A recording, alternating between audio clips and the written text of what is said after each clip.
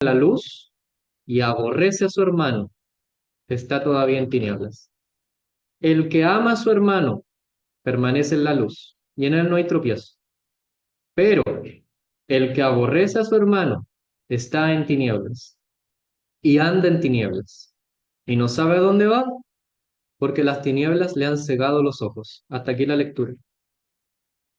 Primera de Juan, capítulo 2 versículo 1 al 11. Rápidamente, el resumen del capítulo 1 es que hay problemas en la iglesia, lo más probable las iglesias del Asia Menor. Éfeso se creía que era el lugar donde Juan terminó su vida pastoral, escribiendo cartas a los hermanos para animarles y para confortarles en la fe. Lo más probable es que esto, cuando Juan ya estuviera más en el exilio, año 90, aprox, 80 después de Cristo, eh, ya sus últimos años de vida él escribe el Evangelio de Juan, Apocalipsis y las epístolas de primera, segunda y tercera de Juan.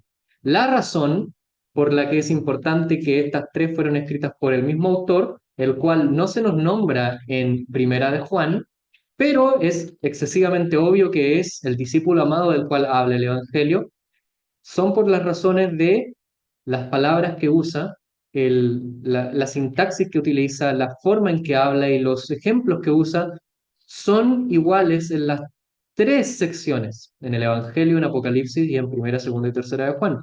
Apocalipsis, todo esto está hecho de, por ejemplo, solo para saberlo, 903 palabras en griego. Se pueden aprender de memoria incluso. Conozco un hermano que lo sabe recitar de memoria y es fantástico. Y en ese sentido, las 900 palabras, solo para darle un ejemplo, 500 de esas palabras se usan en el Evangelio de Juan. Eso no es normal.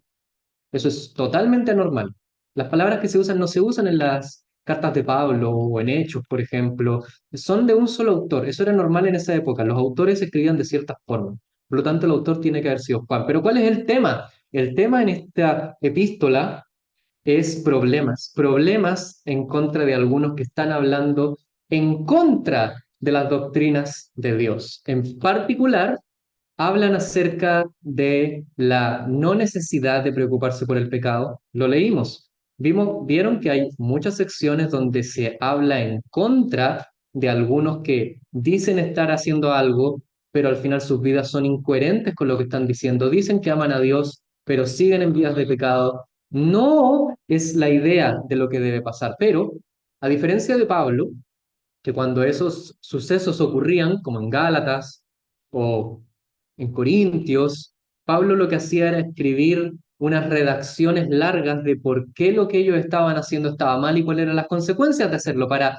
idealmente hacerles el convencimiento de que no podían seguir viviendo vidas de pecado si decían haber creído en Cristo. Pero Juan toma una alternativa diferente. Él ciertamente nombra los pecados que están incurriendo en la iglesia. También, aparte de hablar en menos del pecado y hablar de la vida de santidad como menos, también hablaba, había algunos en la carta de Juan que al parecer hablaban en contra de que el Señor Jesús vino en carne.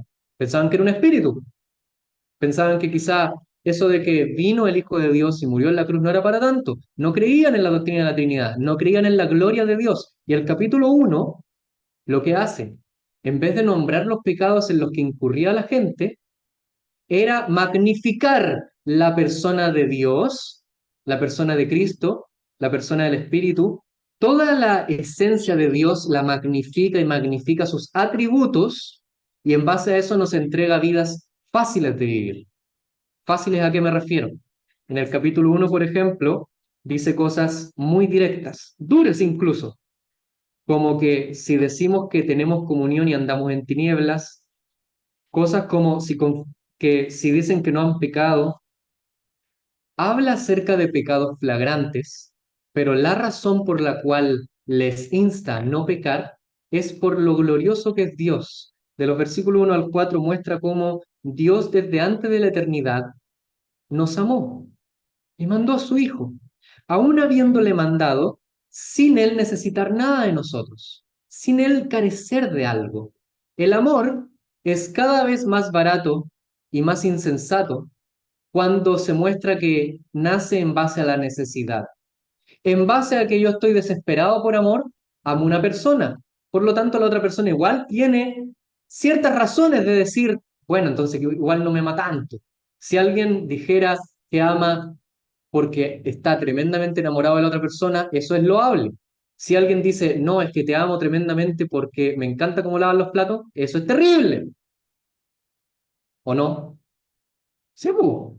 ¿O no? Pero Dios, en cambio, Él es completo en sí mismo. En su ser eterno, Él no nos necesita. Para nada. Absolutamente para nada. Y aún así nos ama. ¿Qué dice eso? Dice que su amor es tan carente de necesidad que realmente nos ama de forma sincera. A menos que vivamos de la siguiente forma. El capítulo 1 termina con decir que Dios, cuando decimos que no hemos pecado, le hacemos mentiroso y su palabra no está en nosotros, para darnos una visión que en alguna medida podría recordar algunas partes de la escritura donde Dios se revela a algunas personas y en base a la revelación que Él tiene a las personas cambian. Las personas ven algo, pero magnífico, y en base a lo que ven, uno dice, ¿en serio quieres que este Dios tan glorioso, tan bueno, tan santo y tan recto, en serio quieres que otros piensen que es mentiroso? ¿En serio quieres que su nombre se mancille por la actitud que has adoptado? ¿En serio quieres que su nombre sea nada delante de las personas en base a lo que estás diciendo o pensando? Eso es lo que está en juego en Primera de Juan. Eso es lo que está en juego cuando nosotros decimos que nuestros pecados no son para tanto. Eso es lo que está en juego cuando no consideramos los pecados que tenemos. Eso está en juego cuando no queremos obedecer sus mandamientos. Eso está en juego cuando no amamos a nuestros hermanos. Versículos 1 a 2 van a dar otra cualidad, o más que cualidad, nos van a dar otro atributo de Dios, el cual, si es bien entendido, va a poder permitirnos hacer dos cosas que se explican de los versículos 3 al 11. Versículo 1 al 2 muestran cómo Dios es justo, es bueno y es amor, estas cualidades o atributos de Dios. Y en base a que Él es justo, Él es bueno y Él es amor, podemos, desde el versículo 3 al 6 obedecer sus mandamientos y podemos, desde el versículo 7 al 11 amar a nuestros hermanos. ¿Por qué lo podemos obedecer y por qué lo podemos amar? Porque ya que Él es bueno, recto y amor, entonces los mandamientos que nos da no son mandamientos malos, no son mandamientos para nuestro mal, no son mandamientos de un corazón avaro, no son mandamientos de un corazón injusto, son ciertamente para nuestro bien. No siempre pensamos en los mandamientos de Dios hacia todo esto, pensamos en un montón de reglas que hay que seguir y en base a que las seguimos o no las seguimos nos va bien o mal. Tratamos a Dios como más que nada una máquina en el casino, que entre más monedas le damos, más chances hay que nos dé algo. Pero Dios no es así. Dios es por gracia. Nos relacionamos con Dios por gracia y sus mandamientos. La forma en que podemos vivir a la luz de Él, la forma en que podemos relacionarnos con su santidad, no está chocando con su amor.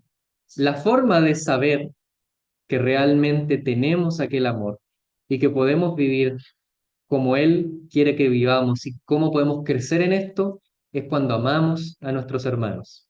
Una de las cosas duras, una de las cosas difíciles de Primera de Juan es que uno de los mensajes centrales es tenemos que amar a nuestros hermanos. Y muchas veces nos preguntamos, ¿cómo es posible que tenemos o podemos explicar esto? Si igual nosotros somos difíciles de amar y difíciles que amemos. Al final del día, ¿quién puede decir que ama perfectamente a todos sus hermanos? ¿Y quién puede decirlo? Y cuando un predicador llega a este libro y dice, tengo que enfrentarme a estos textos, ¿tengo realmente el derecho a enfrentarme a estos textos? ¿Soy realmente una persona que se puede parar delante de su asamblea y decir, los he amado a todos? ¿Soy realmente una persona que puede decir, me pregunto cuántas personas molesté en mi vida y si se mostrara su vida, se mostraría que realmente tu muerte causaría más lágrimas que felicidad? No siempre. Lo más probable es que no.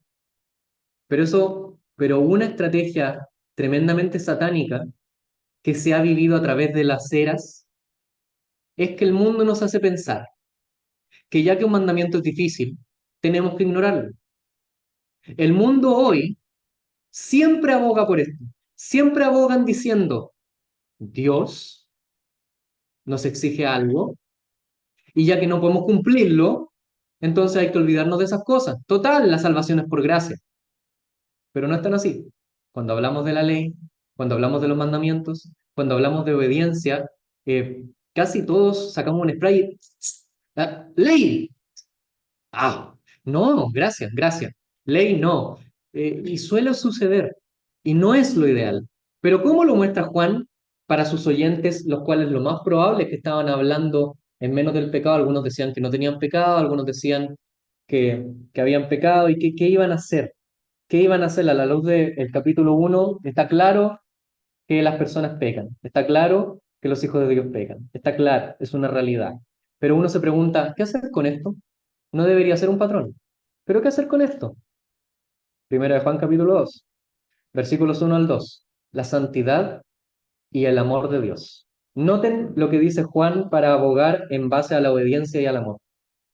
Hijitos míos, la palabra que usa, primera vez que usa la palabra en la carta, teknon, la palabra para niños pequeños, la palabra para dulces y tiernos niños, casi hijos. Realmente esta traducción es súper buena, súper, súper buena. Súper buena y me agrada. Me agrada que usara hijitos míos, ya que muestra el corazón tranquilo y cercano de Juan, que quiere que obedezcan para que ganen algo, no para que pierdan algo, sino que ganen algo. Las cosas que les escribo, para que no pequéis. Si alguno hubiera pecado, abogado tenemos para con el Padre, a Jesucristo el justo. Él es la propiciación por nuestros pecados, y no solamente por los nuestros, sino también por los de todo el mundo. Aquí tenemos versículos profundos, difíciles en alguna medida, pero que en base a entenderlos podemos entender el resto de los versículos. ¿Por qué difíciles? Bueno, igual dice un versículo súper raro que es, Él es la propiciación por nuestros pecados, no solamente por los nuestros, sino también por los de todo el mundo. Y ahí uno dice, si Él es la propiciación, no solo por los nuestros, sino por los de todo el mundo, ¿no suena eso? Que el Señor Jesús murió por todos. Por lo tanto, ¿todos van al cielo? ¿A alguien le sonó eso? ¿Suena a qué dice eso la carta? Yo les quiero explicar que no.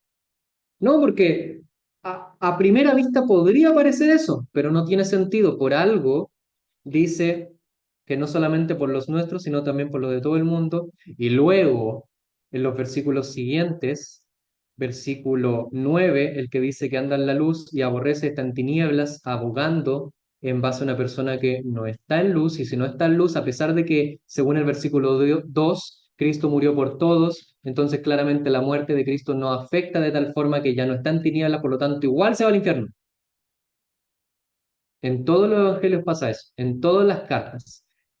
La razón por la que está este versículo acá es la siguiente. Cristo, Jesús, el Hijo de Dios, fue enviado por Dios, el Padre, al mundo para morir por nuestros pecados. En la obra de la cruz, Él nos ofrece una muerte en favor nuestro que es totalmente ofrecida a cualquiera que quiera creer.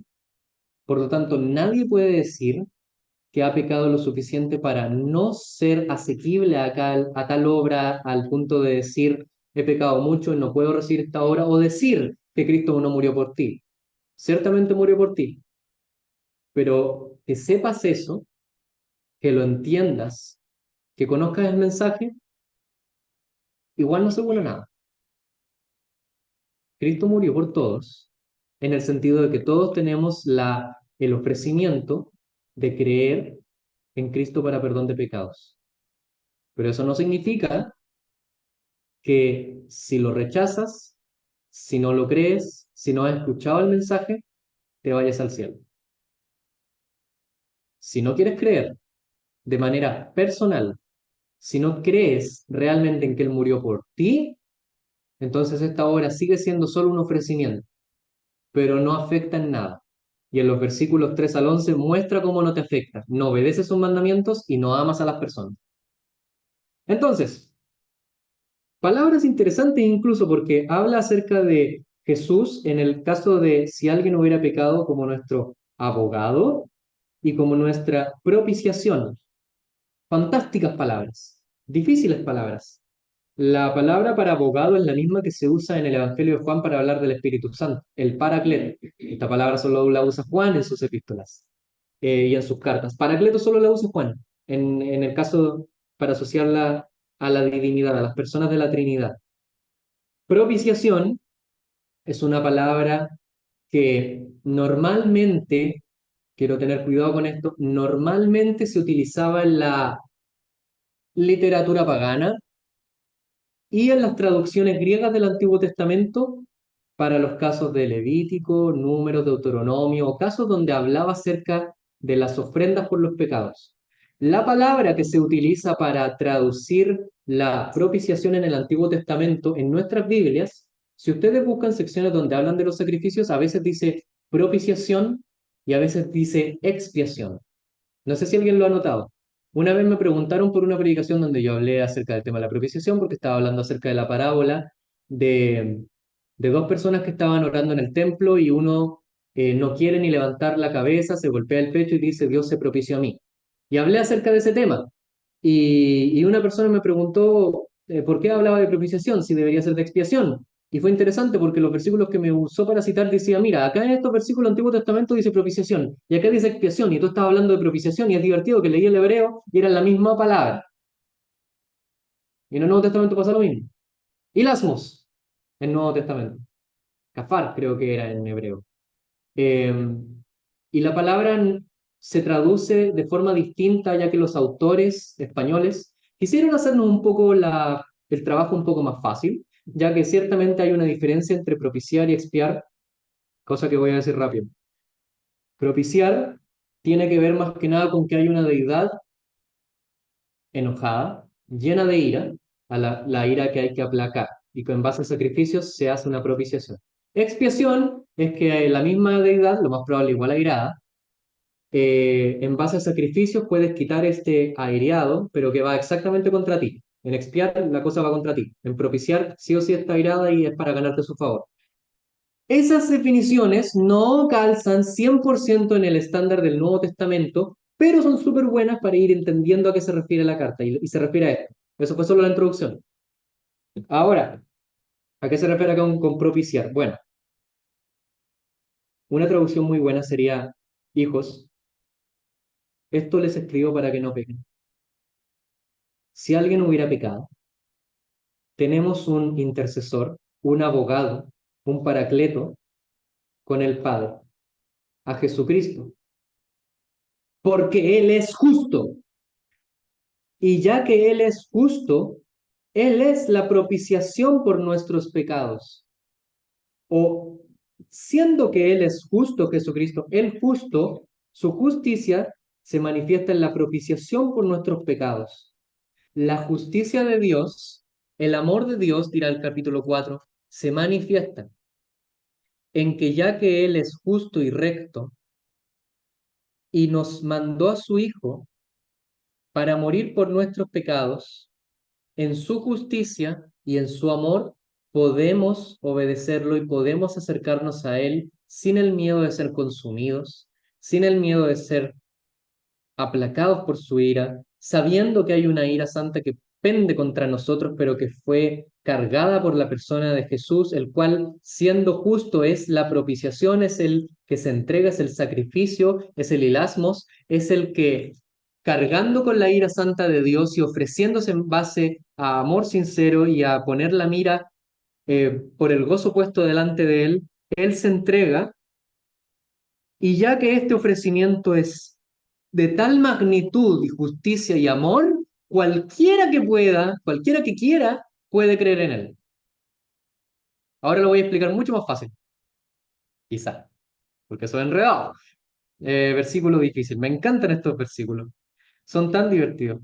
Ya, ya que Jesús es el eterno Hijo de Dios, Él tiene derecho a condenarnos por nuestros pecados y a justiciarnos por los mismos. Todo juicio se le ha dado a Él, incluso dice la palabra. Pero en su carácter de recto y justo, Él toma su carácter de ajusticiador y en la cruz Él recibe la justicia de Dios sobre sí mismo para que siendo Él el que puede ajusticiar o ejecutar la justicia que es en contra de nosotros, nos es propicio y nos entrega un sacrificio en el cual Él mismo muere por nuestros pecados, por lo tanto es Dios que tiene una deuda contra nosotros y esa deuda la paga Él. tú no haces nada. Por eso es para todo el mundo. Por eso es para cualquiera que quiera creer, porque nadie hace nada.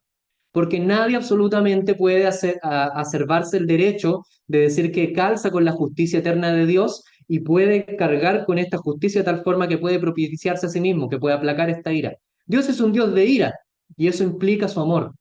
Ahora vamos a ver eso, pero quiero que les quede grabado esto. Si Dios es un Dios justo y es un Dios que muere en favor del pecador, en la persona del Hijo, entonces, entonces su ofrecimiento de creer en Él para perdón de pecados, obedecer sus mandamientos y vivir vidas de amor, no son mandamientos en base a nuestra obediencia o desobediencia. Tienen que ser en base a su gloriosa persona, su santidad y su amor. Si Él es santo, es amor. Él odia el pecado, él no puede aguantar el pecado. Y en esto se manifiesta su amor, en que lo odia tanto que manda a su Hijo para cargar con aquellos pecados, para que esos pecados sean cargados en su persona, sean limpiados de nosotros y podamos entrar a su presencia limpios. Pero Él no puede pasarlos por alto, no puede hacer la vista corta. Si lo hiciera, no sería amor, ni sería justicia. Sería como que alguno de ustedes dijera, yo amo tanto a esta persona, la amo tanto, tanto, tanto, así que cuando va por ahí tomando veneno, la amo tanto que no le digo nada, así que cuando va por ahí haciendo mal el trabajo, pendiendo su sueldo y su trabajo de un hilo, no le digo nada, cuando se anda metiendo en cosas malas, no le digo nada, o peor, cuando lleva una vida donde acumula deuda tras deuda tras deuda tras deuda en base a que yo le sigo dando y no le digo nada. Entonces eso yo no le tengo amor, ya que estoy cultivando relaciones, situaciones que lo van llenando de, de un futuro perjudicial. Y en ese sentido, lo que estoy haciendo es creyendo que estoy abogando por el amor, dejando al lado la justicia. Pero si tú tienes la justicia y el amor separados, entonces tu amor no vale nada. Nada. ¿Qué va a valer a todo esto? Si no te importa que la persona viva bien, no la amas. Y si no amas a la persona, no vas a querer que viva bien. Y en esto se ve el amor para con nosotros, en que siendo aún pecadores, Cristo murió por nosotros. Ahora vamos a ver cómo se aplica. Esta es la gloria, esta es la bendita y perfecta gloria de Dios. Y quiero que vean que esto es peligroso, porque si Él carga con nuestros pecados, si Él carga en sí mismo la deuda que nosotros teníamos contra Él, en el sentido de que nosotros pecamos y le debíamos todo, significa que no hay absolutamente nada que no te pueda pedir. Él ya hizo todo por ti. Él se entregó por ti. Él dio su vida por ti. Por lo tanto, cualquier petición que te dé, cualquier mandamiento que te ponga, cualquier vida buena que te diga que hay que hacer, si dices que no lo vas a hacer, mira su obra en menos. Por eso es tan certero el versículo 10, le hacemos mentirosos, porque estamos mirando su gloria en menos. Su gloria, su bendita persona, aquel que se entrega a sí mismo por nosotros. Versículos 3 al 6. ¿Cómo se manifiesta esto en andar como él anduvo? Así, versículos 1 al 6. Ahora con esta imagen de la gloria bendita de Dios, delante de nosotros tenemos que ver qué es lo que nos pide. Sabemos que nosotros le conocemos si guardamos sus mandamientos. ¿A qué mandamientos se refiere? El que dice yo le conozco, de nuevo, y no guarda sus mandamientos es mentiroso. El que guarda su palabra, en este verdaderamente el amor de Dios se ha perfeccionado. Noten que la persona que guarda su palabra ha guardado su palabra y en este el amor de Dios se ha perfeccionado. Ya está perfeccionado. Es una vida sabiendo que hemos sido perdonados, pero es una vida sabiendo que tenemos que confiar y crecer en esta salvación que Él nos ha dado. El que dice que permanece en Él debe andar como Él anduvo. Ya. ¿Cómo es este andar como Él anduvo? Cuando Juan habla acerca de los mandamientos, el primer mandamiento que habla es acerca de creer en el Hijo, creer en aquel que fue enviado por el Padre. Cuando habla acerca de los mandamientos, de la salvación que tenemos que vivir, Habla primeramente acerca de cómo Dios, en su persona bendita y gloriosa, mandó a su Hijo para salvarnos de nuestros pecados. Y en base a que Él ya lo mandó, entonces, si no crees en aquel, si no crees en este mandamiento de creer en la persona del Hijo bendito, entonces el amor de Dios no está perfeccionado en ti. En ese sentido, la carta de Juan es blanco y negro. En este sentido, si no crees, olvídate de cualquier mandamiento que puedas tener en la mente. Olvídate de cualquier cosa que puedas hacer. Si no crees, en la persona de Él, en aquel que anduvo en este mundo, entonces no puedes creer que estás o que lo conoces, que estás en Él o que lo conoces a Él. ¿Cómo se manifiesta esto? Cuando habla acerca de los mandamientos es maravilloso que habla acerca de los mandamientos después del amor porque sigue el patrón del Antiguo Testamento y de todos los evangelios donde el Señor se revela a sus criaturas, los salva y en base a esto muestra cómo Él es recto y cómo Él es amor. Él es tardo para leer y grande en misericordia. Todos los himnos que cantamos hablan acerca de la santidad de Dios y esta es la santidad a la que tenemos que acercarnos, el centro mismo del ser de Dios, la gloria de Dios aquellos mandamientos que nos habla, que dice que debemos guardar, inmediatamente pensamos lo que tenemos que hacer. Inmediatamente pensamos lo que tenemos que chequear, el checklist de lo que tenemos que acercarnos. Pero noten esto, dice que debemos permanecer en Él y debemos andar como Él anduvo. ¿Cómo permanecemos en Él? Andando como Él anduvo. En los evangelios, en Juan principalmente, el Señor nos llama a una vida de cercanía con Él, a una vida de cercanía diaria, a una vida de cercanía no en las cosas espectaculares, no en las cosas grandes, no en cómo me levanto a cantar a todo pulmón en las reuniones o en la soledad de mi hogar o con mi familia, en mis devocionales familiares. No es cómo me relaciono con la palabra cuando estoy, pero lleno del Espíritu y lleno todo lo que tengo. Igual es súper bueno eso, pero implica eso, pero no es todo. Igualmente implica en un andar diario, en un andar como Él anduvo. Incluso él mismo dijo que debíamos andar, cuando le habló a los discípulos, dijo que debían andar con Él en tanto que había luz, porque ya vienen las tinieblas. Pero cuando vinieron las tinieblas, el Señor fue el único engullido por las tinieblas. Y después de morir y dar su vida por nosotros y resucitar, ahora podemos andar en Él, en plenitud de vida. En ese sentido, este llamado a andar con Él, estimados, es un llamado que les tengo que dar para que cada día cuando no queramos, cuando no tengamos las ganas, cuando no tengamos ninguna actitud de querer vivir para Él, tenemos que vivir para Él. Y eso tiene que ser en lo más simple, tiene que ser en lo más pequeño, en lo más cotidiano. Nuestra lectura diaria, nuestra oración diaria, nuestra comunión con Dios diaria, tiene que ser algo constante. Y si no la estamos viviendo, si no estamos viviendo una comunión diaria con Él, entonces tenemos que volvernos a Él. Los insto, los invito a que nos acerquemos a su palabra y busquemos al bendito Dios cada día. Es súper difícil esto. Es mucho más fácil buscar esas experiencias llenas de emocionalidad que muchas veces nos gusta. Y está bien que no minimicemos a Dios y aceptemos que Él es el Dios glorioso y deberíamos ser un poco más efusivos en nuestra adoración. Esto está súper bien y no voy en contra de nada de eso, pero lo que me estoy refiriendo es que igual en la adoración diaria deberíamos tratar de buscarle a Él más que buscarnos a nosotros. Apliquemos ahora el versículo 1 y 2.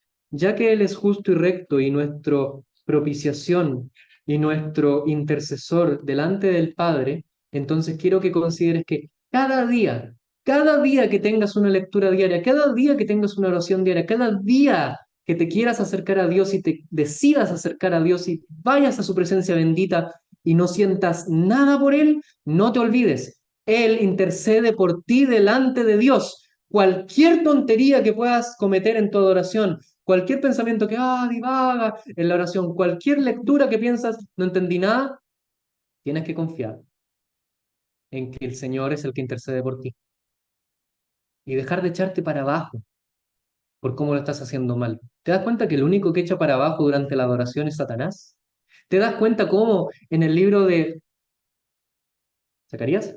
Zacarías estaba el sumo sacerdote delante de Dios, en la presencia de Dios, luego de haber pasado su ritual de purificación, limpieza, una semana a la luz de la palabra, ayuno diario para entrar a la presencia bendita de Dios y ofrecer el sacrificio y que un montón de sacerdotes estén orando por él afuera y que el pueblo ruegue porque el sacrificio sea acepto y él entra a la presencia bendita de Dios y Dios lo mira y invita al profeta a mirar y dice, míralo, míralo, ahí está Josué, el sacerdote, ¿qué ves? Y el profeta lo ve, lo estudia y dice, está lleno de estiércol, está lleno de inmundicia, está lleno de inmundicia y Satanás a la diestra acusándolo, acusándolo, mira cómo se presenta.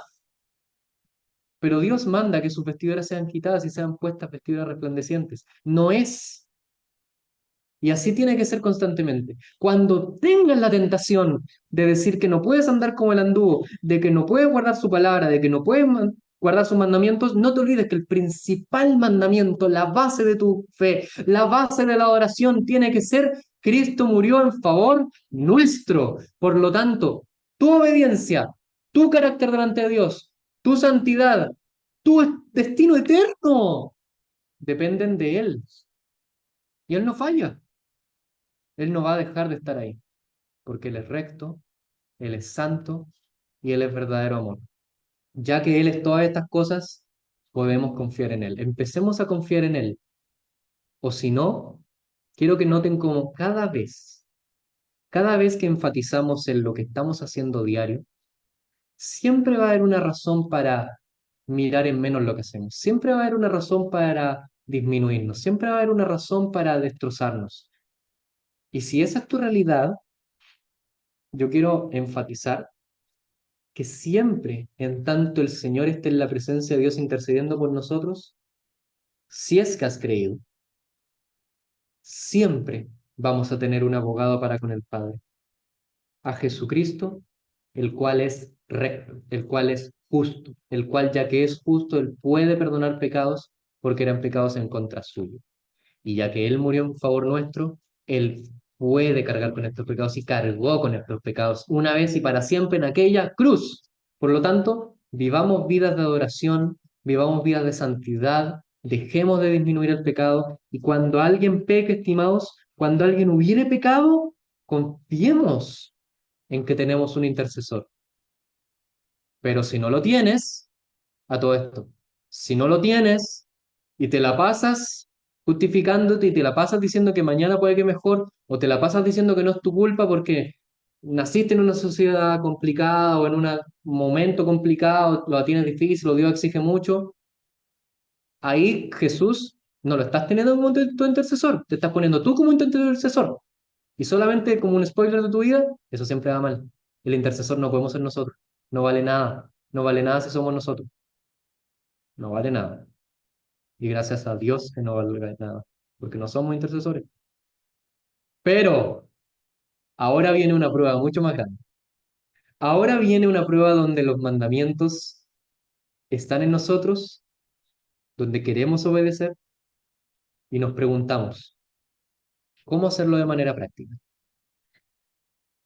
¿Acaso nos tenemos que alejar? Muchas religiones creen eso, todo esto. Algunas religiones creen que entre más solo, mayor santidad y mayor devoción a las deidades tienes, porque entre más soledad, menos puedes equivocarte. Incluso Santiago en alguna medida dice algo así porque aconseja a los maestros quizás no hacer, no que a los hermanos que no sean todos maestros, porque vamos a tener más razones por las cuales arrepentirnos por lo que hablamos. Y en ese sentido, algunos pueden abogar por eso y decir, entre más solo, mejor acaso. ¿Acaso lo que dice Santiago es para que no haya maestros? No, no, no, no. Versículos 7 al 11. Si quieres saber si estás en Dios, si quieres tener algo para practicar, si quieres crecer, ama a tus hermanos, pero ámalos en base al sacrificio propiciatorio, expiatorio, el sacrificio intercesor de Cristo en la cruz. Los versículos 7 al 11, maravillosos. Hermanos, no les escribo mandamiento nuevo, sino mandamiento antiguo. El que dice que está en luz y aborrece a su hermano, está todavía en tinieblas. Eh, Versículo 10. El que ama a su hermano permanece en la luz, y en él no hay tropiezo. Fuera de contexto, estos mandamientos siempre se utilizan para recordarnos que debemos amar y está súper bien, tenemos que amar. Pero ¿qué clase de amor habla acá? Noten que si lo vemos a la luz del pasaje, tiene que ser un amor fundado en la obra de Cristo. Tiene que ser un amor, uno, tiene que ser un amor fundado en la justicia de Cristo. Y tiene que ser un amor para crecer en conocer a Cristo. Ya que el que dice que está en luz y aborrece a su hermano está todavía en tinieblas.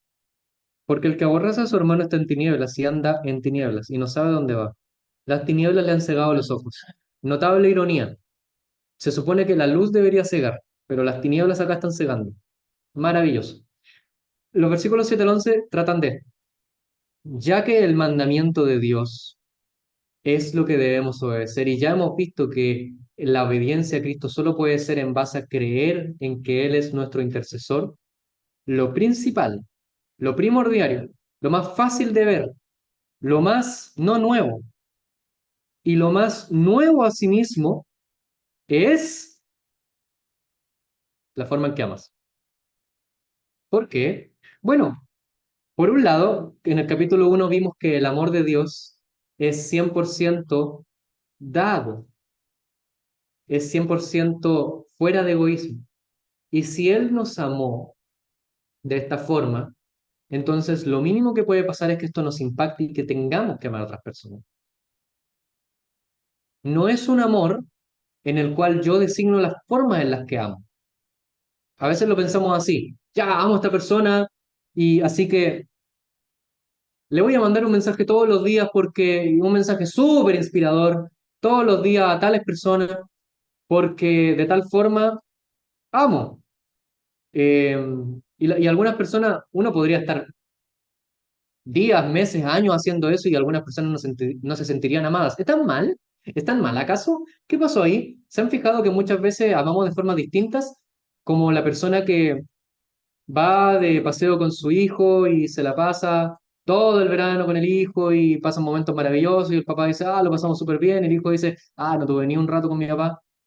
¿Por qué pasa eso? Bueno, es que igual hay hijos que encuentran que los ratos de calidad le gustan más al papá que al hijo, pero el hijo quiere otras cosas, quizá que le hablen de forma más profunda, que lo abracen, que le digan algo, no sé.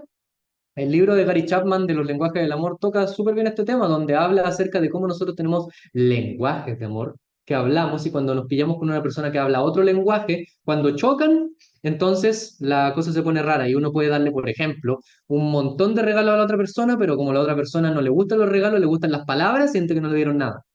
En este caso, el amor de Dios se manifiesta en nosotros, no en que Él nos ama y que Él se entrega y nos da lo que nosotros queremos, nos da lo que necesitamos, nos da lo que realmente necesitamos hasta lo más profundo de nuestro ser. El amor por los hermanos es andar en luz, ya que Él es luz. Hablamos de qué significaba que Dios fuera luz, es que Él no tiene variación, de que Él está fuera del tiempo, de que Él es la perfección misma. No cambia, nunca ha cambiado y no va a cambiar.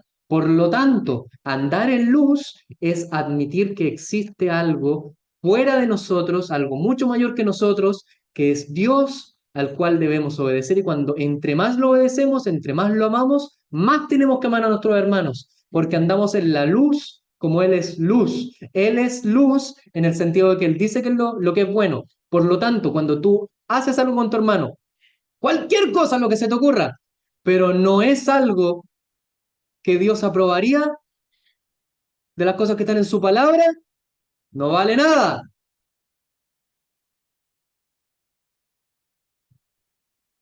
Y eso lo va a poner un poco más difícil, porque eso significa que realmente la comunión diaria con Dios es esencial, es excesivamente esencial. Pero ¿cómo lo explica Juan? Él no lo dice en un tono malo, él no lo dice de tal forma que él pensara que no se estaban amando lo más probable. No hay vestigio dentro de la carta de que hubiera problemas graves de tal forma de que se estuvieran tratando mal los hermanos, pero la forma en la cual a veces amamos es no teniendo a Dios como nuestro Dios. Si tú haces cualquier cosa por tu hermano, pero no lo alimentas espiritualmente, hermanos, No les escribe un mandamiento nuevo, no les escribe algo que fuera distinto a lo que Dios siempre había mandado, sino un mandamiento antiguo el cual han tenido desde el principio. El mandamiento antiguo es la palabra que han oído desde el principio, así como en los versículos 1 al 4 habla acerca de lo que es desde el principio y antes del principio Dios, el Dios eterno, el Dios bendito, el Dios que siempre ha sido justo y siempre ha sido recto y siempre ha sido amor. En base a esto les escribe, ya que ustedes tienen que saber que Dios es eterno y que Dios siempre ha sido igual. Por lo tanto, la única forma de amar de un mandamiento que no, este mandamiento antiguo que siempre ha sido, les escribe un mandamiento nuevo, que es verdadero en él. ¿A qué se refiere que es nuevo? ¿Es nuevo o antiguo? Es antiguo en el sentido de que siempre ha sido y siempre va a ser, que Dios en su misma esencia es amor ya que es trino y nunca le ha faltado nada. Ha tenido todo el amor que necesita en el Hijo, en el Espíritu Santo y en el Padre, en la eterna y perfecta comunión que tiene. Pero en el sentido es nuevo en el sentido de que se revela ahora en la persona del Hijo y podemos vivir ese amor de tal forma. Podemos vivir ese amor mucho más profundo, podemos vivir ese amor porque Cristo murió por nosotros. Y ya que Él murió por nosotros, entonces este mandamiento que antes era clarísimo y es sin igual, no hay cultura que diga que amar a las personas esté mal, ahora lo podemos vivir de una forma mucho más cercana.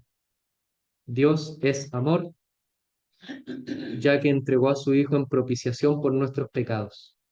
Y en base a aquella propiciación que entregó por nuestros pecados, por nosotros para salvación, entonces este mandamiento que era antiguo se hace nuevo y verdadero en él y en vosotros.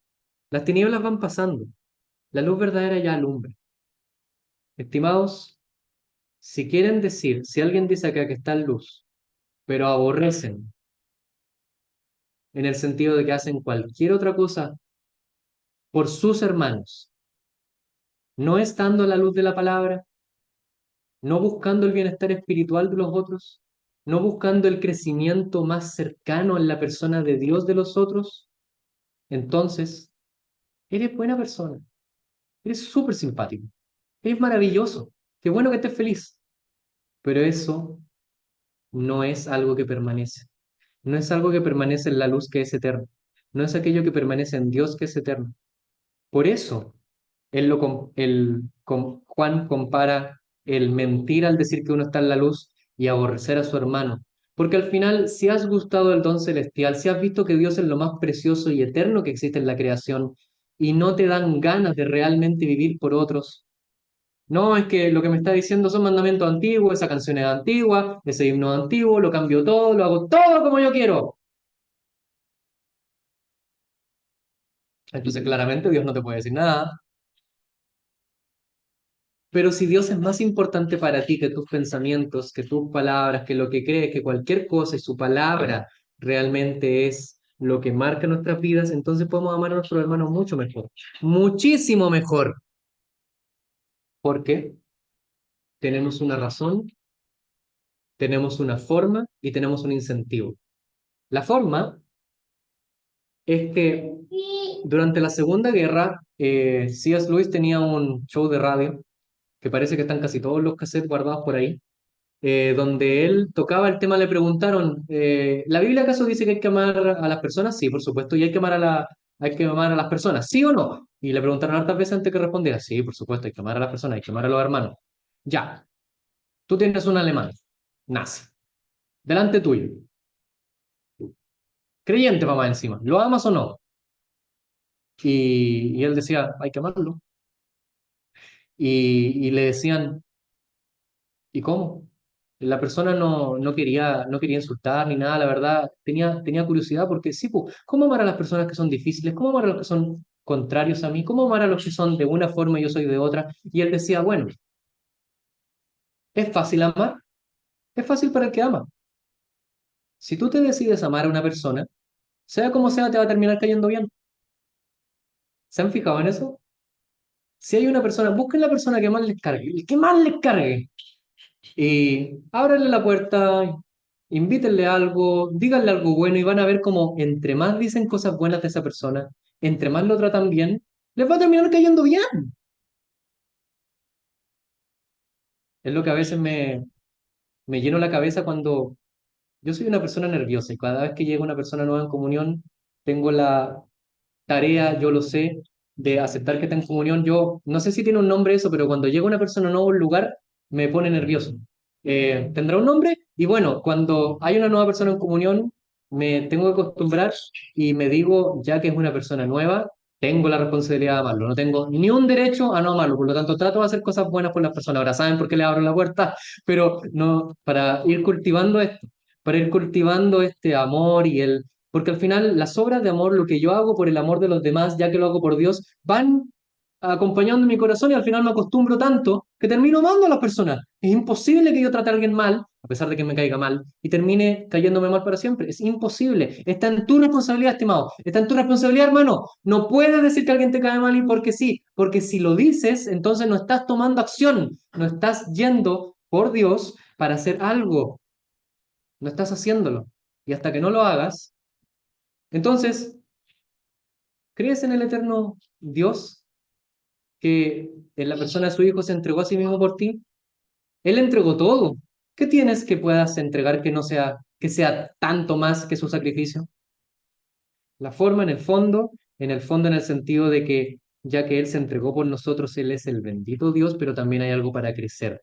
En la decisión de hacerlo por nuestro Dios, de crecer en este amor y en este mandamiento por Dios, vamos a ir sintiendo algo más maravilloso. Yo sé que en sí mismo lo desarrollé de una forma muy mental, soy de explicar muchos versículos de forma más mental, pero quiero que vean que los versículos expelen y gritan emocionalidad a todos lados. Durante igual la Segunda Guerra Mundial son súper buenos esos libros. Cuando terminó, había una señora, Johnny Grissom, que en su grupo de creyentes llegó un alemán al cual lo reconoció y era la persona que había matado a su hermana en los campos de concentración. Ella había hablado acerca de la misericordia y la gracia de Dios y cómo Dios perdona a todos. Parece que usó este versículo. Parece que habló acerca de lo maravilloso que es que Dios es propicio a nosotros en la persona del Hijo. Y él se acerca y le da la mano y le dice, qué maravilloso saber que Dios perdona a todos. Porque él claramente necesitaba el perdón, él mató a su hermana, él era un asesino.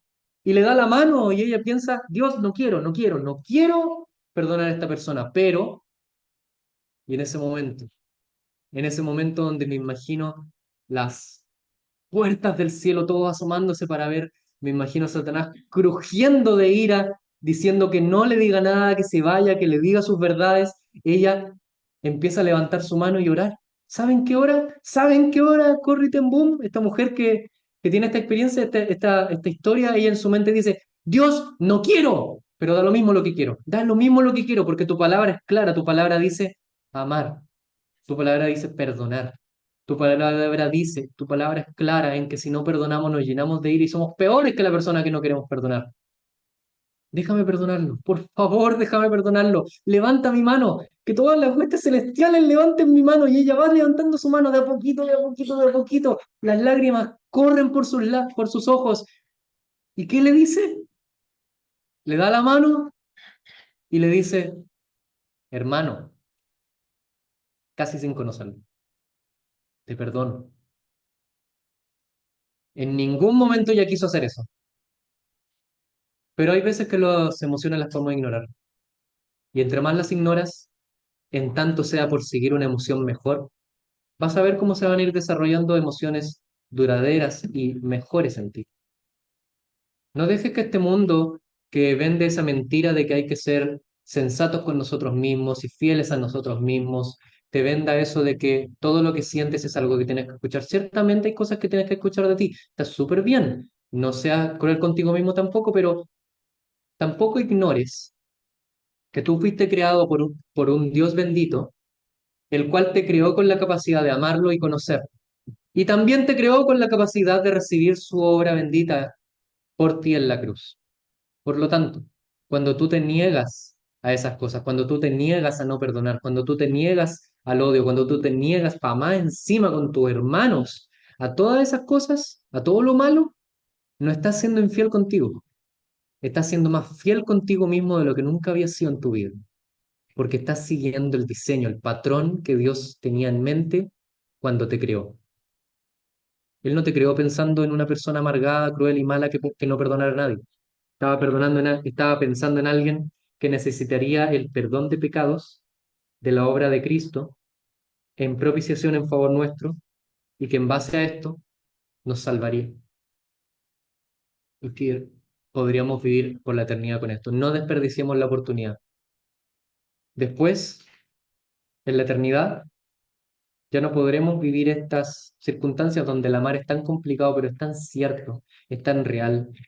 Que el mundo vea, que el mundo nos juzgue y que el mundo diga que ciertamente, aunque somos distintos, no nos llevamos como quisiéramos llevarnos en todas las cosas y tenemos discusiones en muchas cosas, somos unidos, somos fieles, no a nosotros ni a nuestra iglesia, sino a nuestro bendito Dios.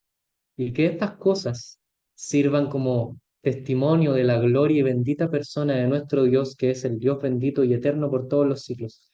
Que ardan las huestes de Satanás y que se gloríen las benditas glorias del cielo cuando vean esa actitud que tú muchas veces ves tan en menos, de leer su palabra, de estar al calor de su palabra todos los días, aunque sientas que no vale nada, y de amar a las personas, de amar a tus hermanos, de realmente amarlos para nutrirlos espiritualmente, aun cuando pareciera que no vale nada. ¿Se han fijado que la obra de Cristo pareciera que no vale nada a los ojos del mundo? Cuando Él estaba muriendo, nos vio ahí, no predicando mucho, enseñando mal, orando poco, leyendo poco, amando poco, queriendo poco, calentando asientos. Y aún así se quedó ahí. Se quedó ahí. Mantuvo bien firme los clavos. Y expiró y entregó su espíritu a Dios. Para que nosotros viéramos que eso es el amor. No en que le amáramos, sino que Él nos amó primero. Que esto alimente nuestra vida para Él, que caminemos no en las tinieblas, sino en la luz, que podamos permanecer en Él andando como Él anduvo y estimados. Al final, no tengan ídolos, hijitos, no tengan ídolos, como dice el capítulo 5. No tengan ídolos y recuerden, Jesucristo es el justo, nuestro abogado, santo, fiel y recto y amor, que se entrega a sí mismo por nosotros y por esto podemos obedecer estas cosas y podemos confiar en estas cosas. Que el Señor nos bendiga y nos tenga misericordia para realmente vivir a la luz de su palabra y para Él, si es que acá todos viven para Él. El Señor bendiga su palabra. Vamos a orar. Nuestro Dios, nuestro bendito Padre Celestial, tu palabra es tan cierta y es tan llena de los mandamientos que muchas veces quisiéramos obviar. Muchas veces vemos estos mandamientos y pensamos, qué difícil. Pero nuestro Padre, vemos la cruz, vemos a tu Hijo entregándose en favor del pecador, vemos a tu Hijo dándose en favor de nosotros y debemos confesar, ciertamente tú ya nos has justificado y nos has lavado en la sangre de Cristo. ¿Cómo podemos al menos no querer vivir en tu presencia cuando no obedezcamos, cuando pequemos, cuando nos alejemos de ti? Oh nuestro Padre, tennos misericordia, que todos acá confiemos en la obra bendita de tu Hijo, que Él es justo, no nosotros, y que por su justicia, no la nuestra, y por su rectitud, no nuestra rectitud, y por su sacrificio, no por nuestro sacrificio, es que estamos en tu presencia. Por lo tanto, no hay nada que nos pueda separar de ti. Todo lo que pensamos que nos separa, aleja esas cosas de nosotros. Ayúdanos a entrar en la vida de los hermanos, a realmente amar a todos y cada uno, buscar a los hermanos y nutrirlos espiritualmente. No solo ser cercanos y afables, sino realmente preocuparnos las almas, por las almas los unos de los otros. ¿Quién sabe? ¿Quién sabe si no estaremos haciendo la obra que tú nos has encomendado? ¿Quién sabe si quizá en medio nuestro hay algunos que van rumbo a la condenación y que tenemos que darle el Evangelio en la persona de Cristo, en el amor que tú nos has puesto? Nuestro Padre, no nos permitas obviar estas oportunidades. Son tan pocas, pero es tan cierto tu mensaje y tan bueno tú. Permítenos vivir para ti, nos ofrecemos a ti. Haz con nosotros como tú quieras. Y lo hacemos agradecidos en el nombre del Señor Jesús. Amén. Las reuniones de costumbre el jueves a las 7:30. 7. Oh, 7:30. A las 7 de la tarde. Domingo, escuela dominical, cena del Señor, están todos cordialmente invitados.